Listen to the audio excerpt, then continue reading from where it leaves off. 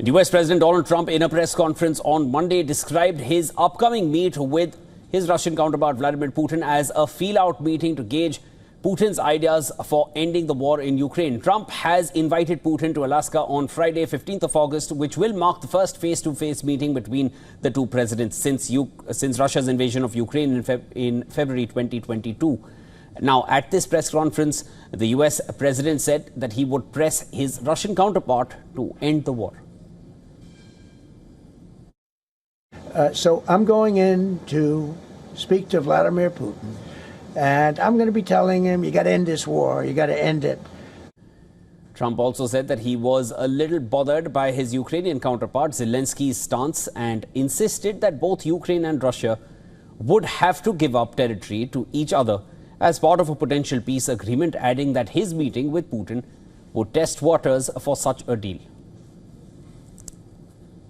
I'm going to meet with him. We're going to see what the parameters are. I'm then going to call up President Zelensky and the European leaders right after the meeting, yeah. And I'm going to tell them what kind of a deal. I'm not going to make a deal. It's not up to me to make a deal.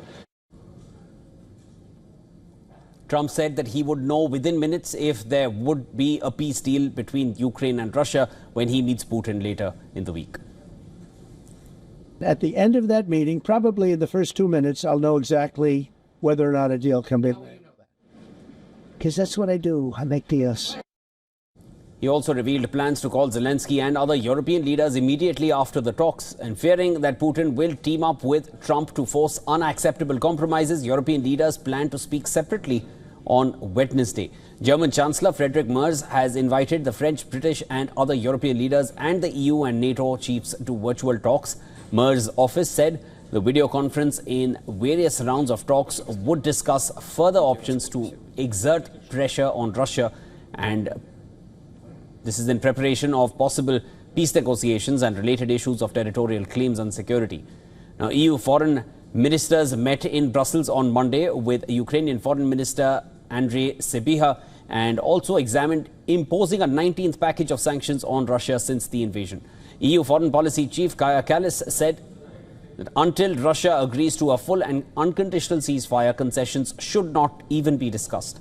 Zelensky warned against giving in to Putin's demands, highlighting how Russia refuses to stop the killings and therefore must not receive any rewards or benefit.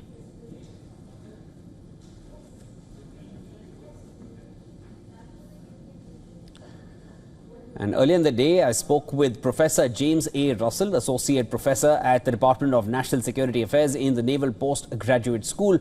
Listen in to what he has to say on this evolving matter. Well, I would...